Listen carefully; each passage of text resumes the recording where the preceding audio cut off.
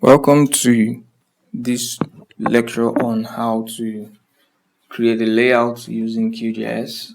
In this tutorial, I'm going to be walking you through how you can use QGIS to work on map layout. So in earlier videos on this series, I've been explaining the various processes for making maps using the various cartographic tools in QGIS, and to render the map clearly on a piece of paper for print or export, there's need for a layout that can guide you on how to position the map elements clearly. So right now we are working in something known as the map view, which contains the various tools for editing and symbology and display. But after that, there's a need to work in a layout view so that we can position the map elements clearly, like legend and all of that. So to get into the map view, I'll go to project and then create a new print layout.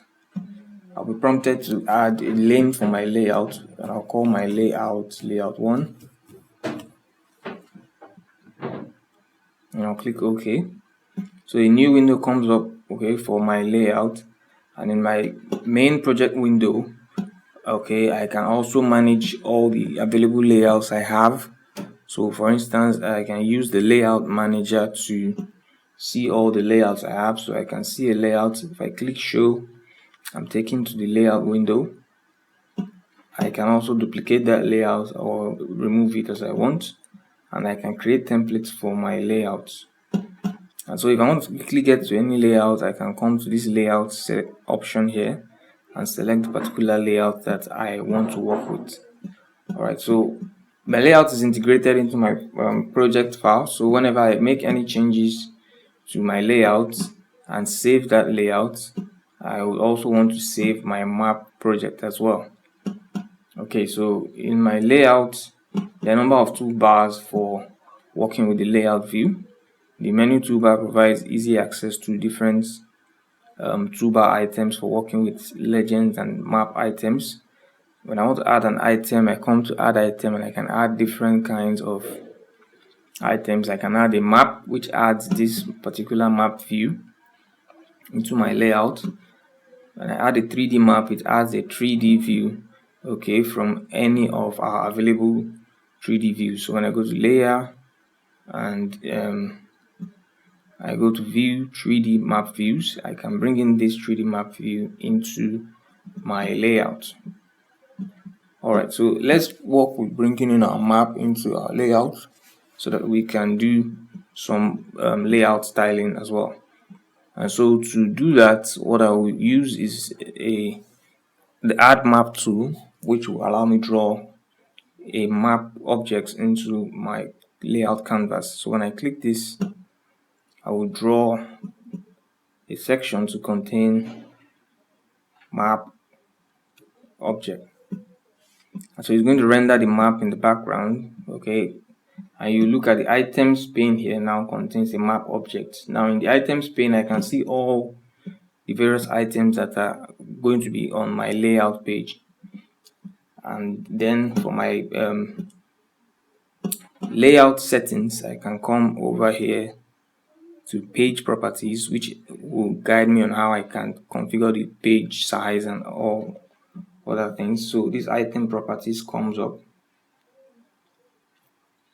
I can change the paper size if I want to, and change the orientation as well, but I'm just going to leave it with the current settings for now. I can also change the color for the background if necessary. So to edit any objects, I have to make sure it's selected by clicking or by selecting it in the items list. So whenever any object is selected, I get an items properties corresponding to the object that is selected. For instance, now I have a map object selected, and I have all these options for configuring my map. So one thing you can do with the map object is to pan and drag the contents of the object. If I click the pan tool, I move the entire page around.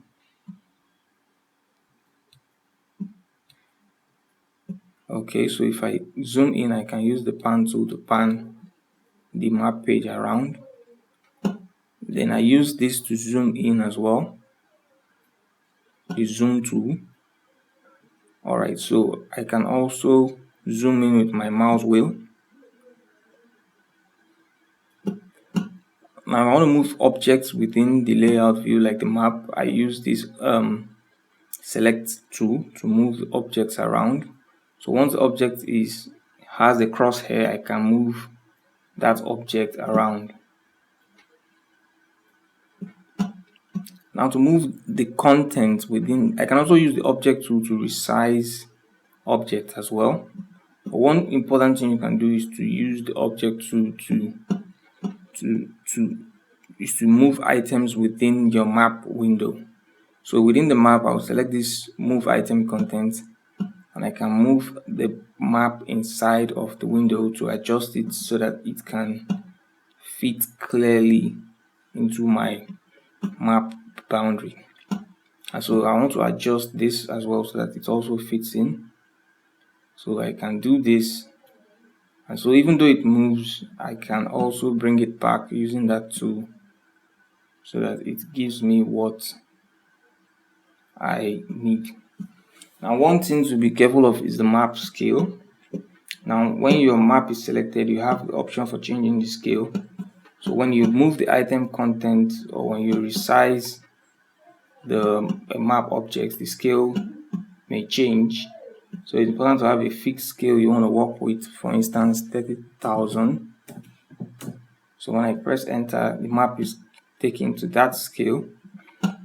And I can also lock down the map to prevent any further changes to it by coming here and clicking the lock icon. And so when I do that, my map is no longer selectable within the map view.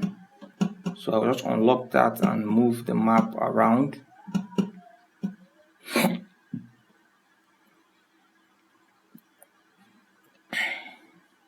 And I'm going to resize, put it back to the 30,000 scale, and pan the item to fit into my boundary.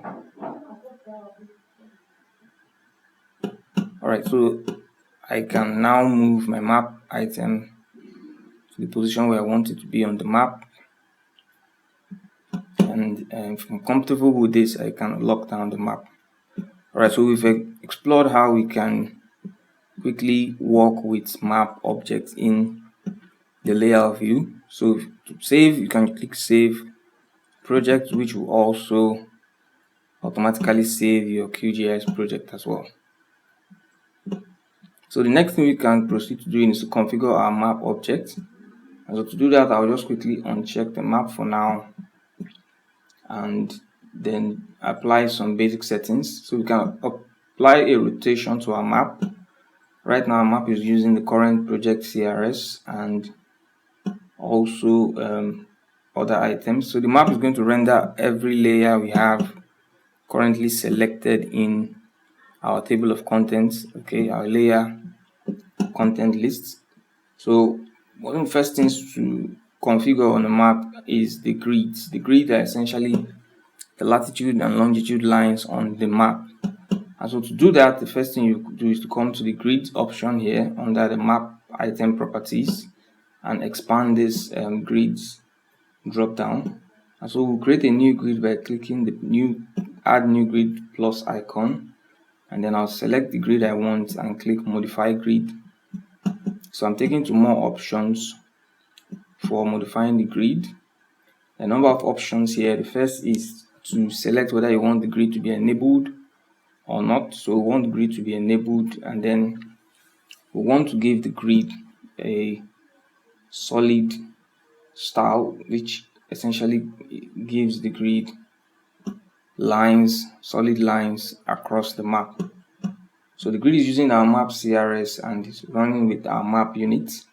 So the key thing to be aware of is the grid intervals, the intervals upon which our grids are drawn. So the intervals of the grid follows the map coordinate reference system. Right now our coordinate reference system is on. So if I go to my projects, I can review my coordinate reference system. And I can see that I am currently on WGS 84, which is a geographic coordinate system, which is measured. So if I go to my general panel, I can get more information. I can see that it is measured in WGS 84, which is measured in degrees. Okay, so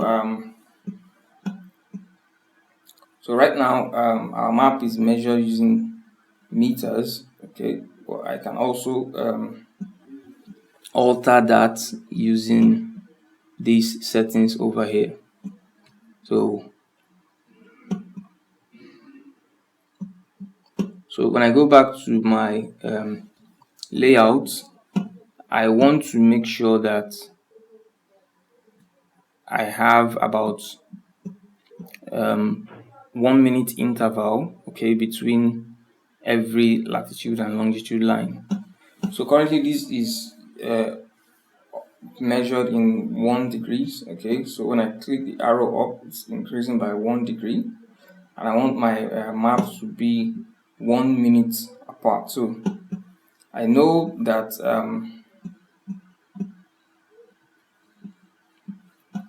in 1 degree I have 60 minutes. Okay, so to get the value for 1 minute, I have to divide 1 degree by 60. So I'll say 1 divided by 60.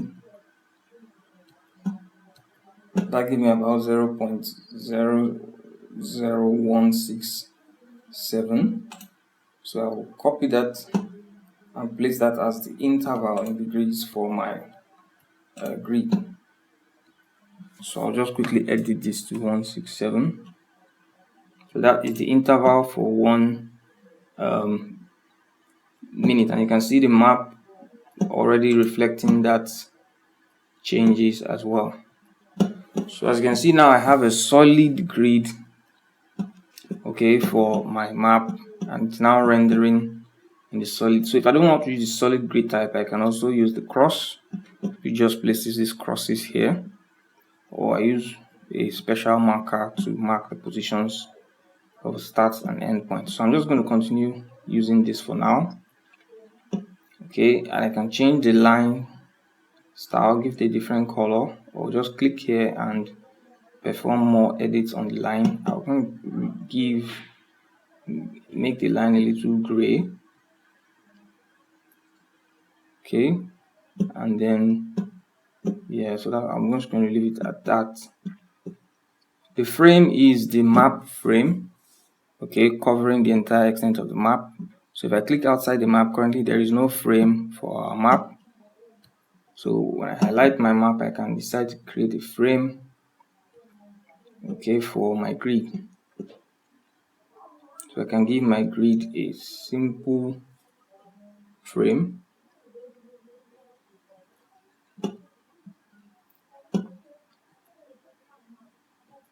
A simple line border frame for the grid.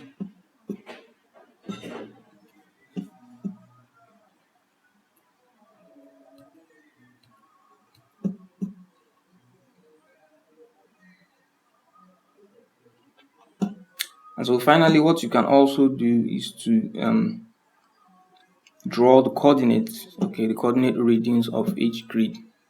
And so to do that, I'll check draw coordinates, and now you can see it's rendering the coordinates at each location currently in decimal degrees. So you can change that by coming to the format and selecting degree, any of the formats here, whether degree minutes, second. Okay, so I'll use degree minutes since we are dividing by the minute, and I'll round off. And so with that, I want to make the coordinates on the left and on the right to be aligned to this direction. So on left, I'll select show all, and I will make them in the boundary direction. I'm going to do that also on the right. Okay, now I want, okay, so it's like I'm having values after the decimal point for minutes, which means they are second values. So I'll change my format to degree, minute, second. Okay, so the suffix there is to tell whether you are in north, east, west, or south, as you can see. So longitude for us is measured east and latitude measured north. Okay, so we have degree, minutes, and second values. And so I'm going to quickly alter the coordinates reading to remove the decimal point. And so to do that, I'll use the coordinate precision to reduce that. This essentially refers to how many digits are after the decimal point. So I'll make that 0 so that I don't have any value after the decimal point. So at this level, I think I'm comfortable with my map at this point. So I'm going to proceed to adding, I'll save for now, and what I can also do is to add a north arrow to my map. So north arrow essentially indicates the direction of north. So I'll just click add north arrow and drag to create a north arrow. And so automatically QGIS create a north arrow rendering, which I can also edit by scrolling down.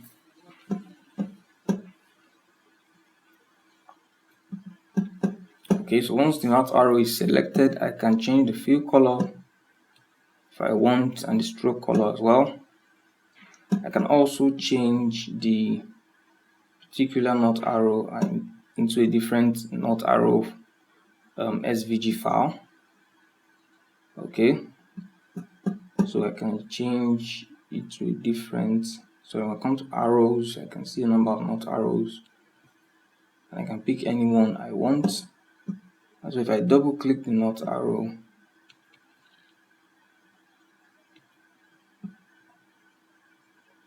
okay, if I scroll down, I can edit the settings for the north arrow, change the zoom, pan, and other size parameters. So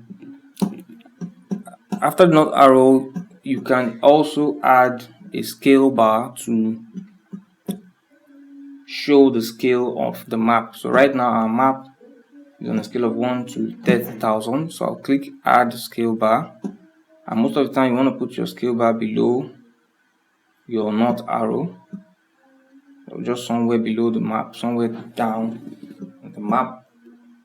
Okay, and so just like the north arrow, there are a number of settings we can make on the scale bar. Right now our scale bar is rendered in meters because that is our project. That's our project display unit. Okay, unit for distance measurement. So we can change that to kilometers. Our scale bar units can also change it from here to kilometers. So right now our scale bar is rendered in kilometers, and we can change the look of the scale bar by coming to the style and selecting a different style. You can use a double box and other kinds of scale bar design. Right now my scale bar is divided into two divisions, okay, a major and a minor. So I can also add more divisions into my scale bar, call them segments. So on the left there are no segments to the left of 0, and on to the right of 0 we have two segments, each 0.5 kilometers apart. So I can increase that. Okay, now I have 4 segments to the left and none. I can also reduce this and increase this by 1. Okay,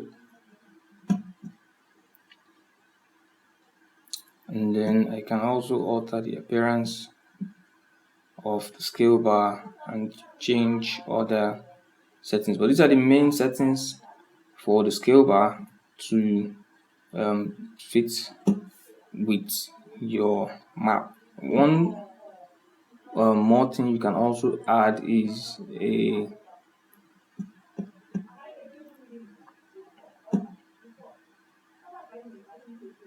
label. Okay,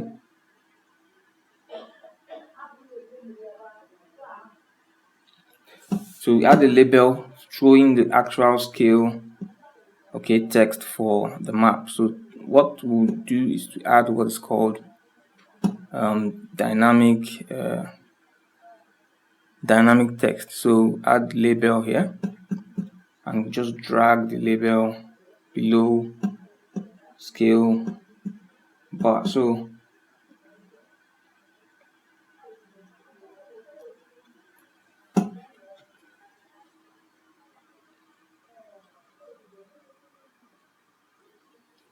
we want our label to show the scale. So what we'll do is to come now, a label, okay, text label could be used to show any kind of text on your map. Okay, but to use it to show your scale, you have to come and tell QGIS that you want this label to show dynamic text. Now, dynamic text refers to any property of your map, could be the current date the map was made, the name of a layout, authors. These are things that could change. So for map properties, okay, you can use the dynamic text to show the scale. So we come to map properties, select our map, and select the property of the map, like the scale, okay, of the map. And so right now, our map is rendering at the scale, okay, it is showing. And so we can also come back to the map and change the scale. So it's now a fixed scale, right? Yeah, so we now have a fixed map scale.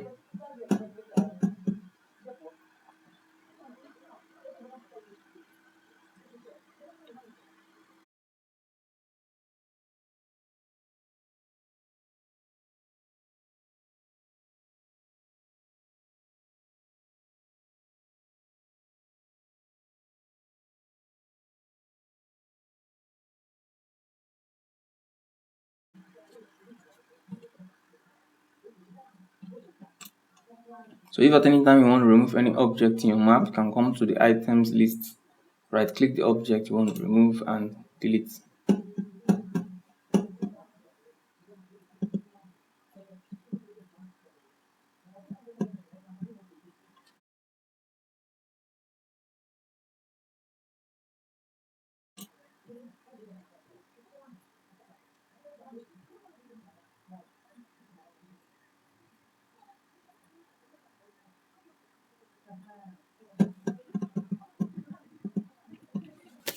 So one thing you can also do to format this is to make this more readable. Okay, so we know that 1 unit on the map is 30,000. Okay, 1 cm on the map is 30,000 cm on the on land. So we can come here and put 1, okay, ratio, and then the map scale. Okay, so now our map scale is now rendering using that ratio. I can increase the font by clicking font and increasing the font size. I'll just readjust this. Okay, so now we have a more readable map scale. And so this is adjustable, as you can see, with the zoom of the map, because this is a dynamic text rendering from the map and the map scale. Alright, so I can save changes I've made so far. Now, next thing we want to walk through is legends. Legends are essentially how we can create a list of everything that is shown on the map. Okay, so when we click add legend, we can draw out the space for our legend on the map, and so that essentially shows everything currently in our layer contents view. And so we'll now proceed to begin to edit the look and feel of this so that we can have a much more readable legend. I'm just going to create a little bit more space for the items on the map.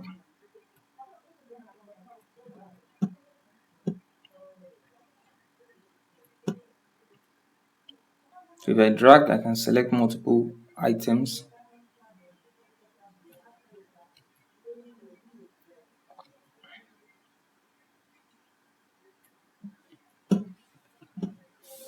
So with my legend selected, I can see it listed in the items list. I can give it a title. I can call it legend. Now my legend is selected. So there are a number of items I do not want to see in my legend. I'll just hide them from my that I've hidden from my table of contents. Okay, and they are still currently in my legend. So what I can do is to come down to my legend items under here and remove them. Okay, so when I select an item I do not need, I can remove them.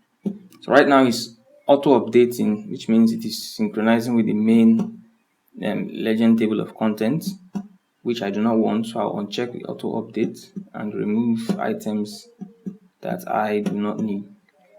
And so I can right click an item in this mode and also edit its properties. So when I click an item, I can select edit selected item properties. I can rename that item. Okay, I can change the item shape and any other property of the item. Okay, I can call this outcrops.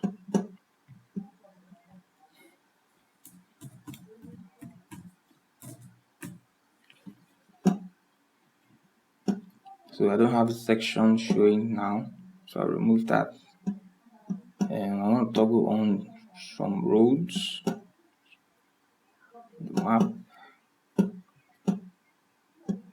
So after toggling on the road, it is not currently showing now. So to make it show, I'll hit refresh view. Alright, and it will refresh the view of the map to show the new added items.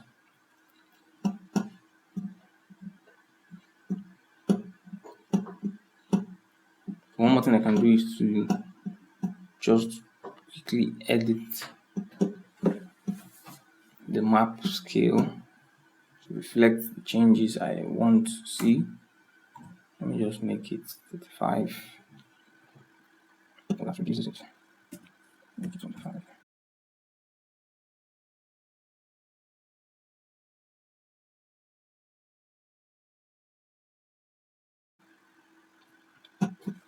So I can go on editing other aspects of the map legend.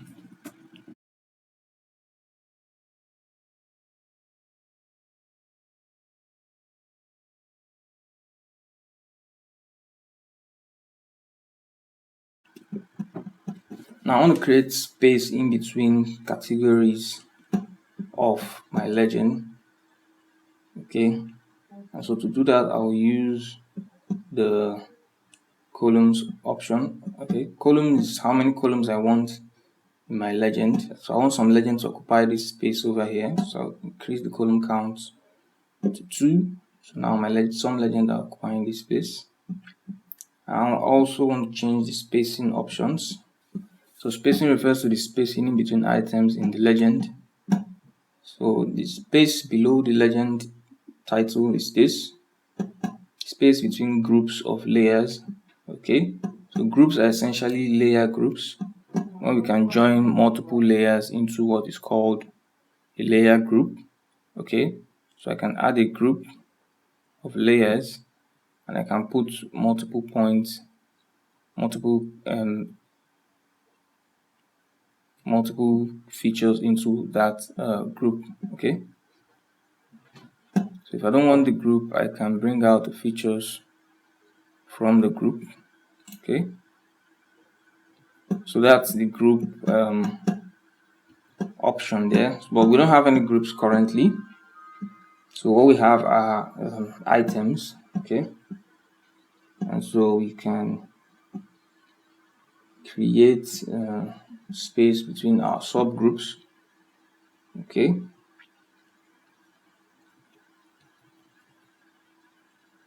so now we have space between subgroups, and also add a little bit more space between columns.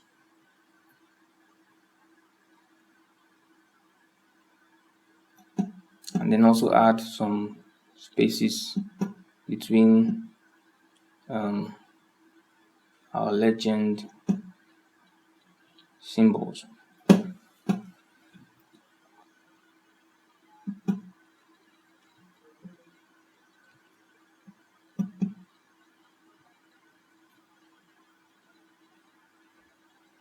So I'll just remove a little bit more items that I don't need.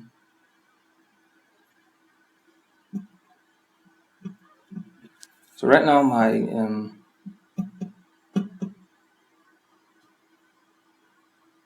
my geology layer is not currently showing on the map. Okay, so to remove that, I can make this hidden for now. Okay.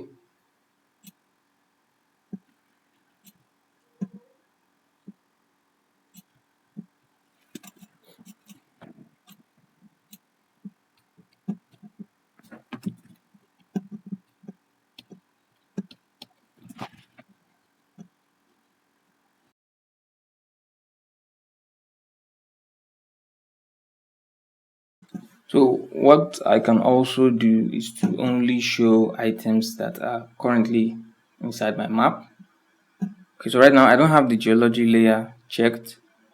Okay, and that means I don't want it to show up in my legend. So I'll select only show items inside the link map, which essentially just hides items that are not in my map view at the moment. Okay, so one last thing we can do is to alter the view of our elevation color ramp. So to do that, I can select properties. Okay, let me just change this so I can call this elevation,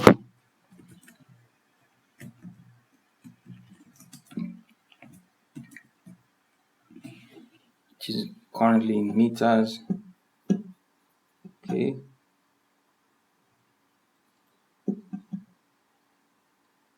so I can try to remove this and change this as well. So for the patch, I can change the height. Okay, so the width is okay. What I can change is the height. I can make that say 10.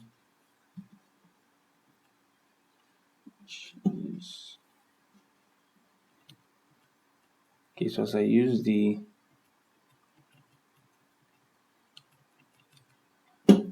so that increases it. Okay, so since I'm not having much items in my legend, I can reduce the columns to a 1.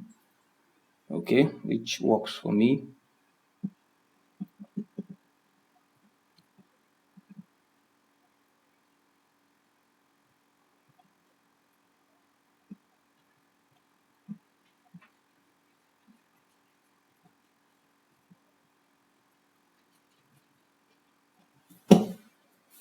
Alright, so we've configured the legend. And one last thing you can also do is add a title. If you want to add a title to the map. Okay, so to do that, you also use a label and add the title to the map.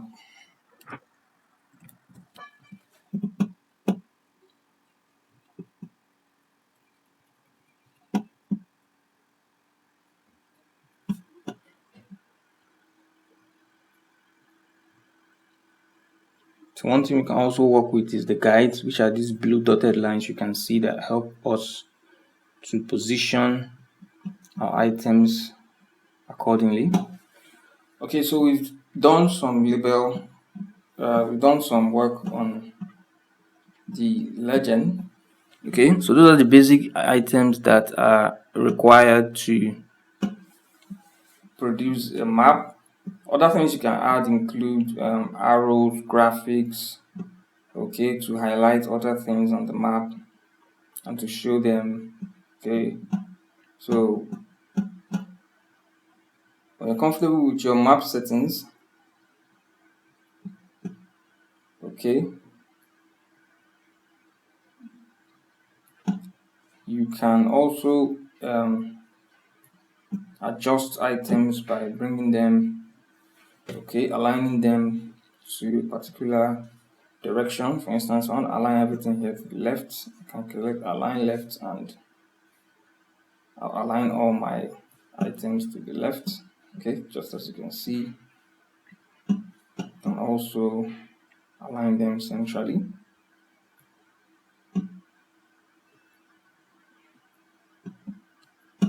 Okay, so once you're comfortable with your map, next is to understand the process of exporting. So there are a number of export options that we have. We can export the map as an image, which essentially gives us a number of image formats, okay, that we can use to export our map.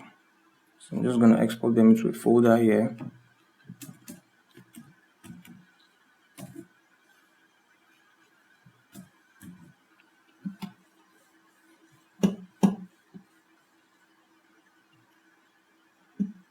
So I exported to PNG format. So I'm prompted the export options, and I can change the resolution from here, okay, and I can also crop them as well.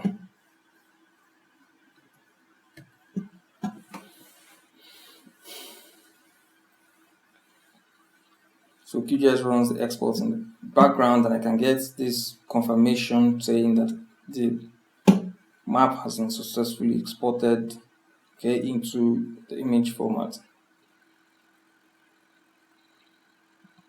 Okay, so we've exported the map into the image format. So I just want to highlight how you can also export it into other formats like a PDF. Okay, so if you export to a PDF, okay, you can also export from the layout options. Okay, export as PDF.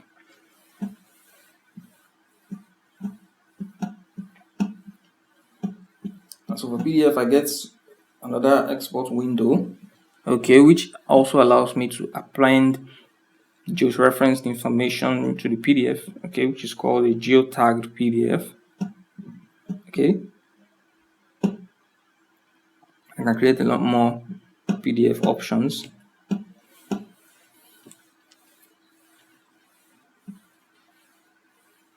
So I have my PDF, okay, exported.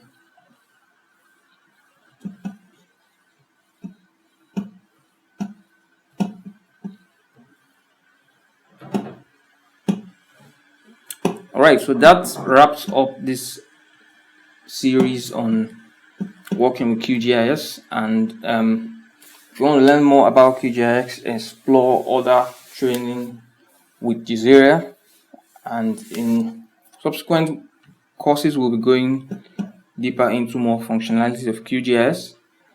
And if you've been with me throughout this series, thank you for joining, and I look forward to having you in further courses and in further videos.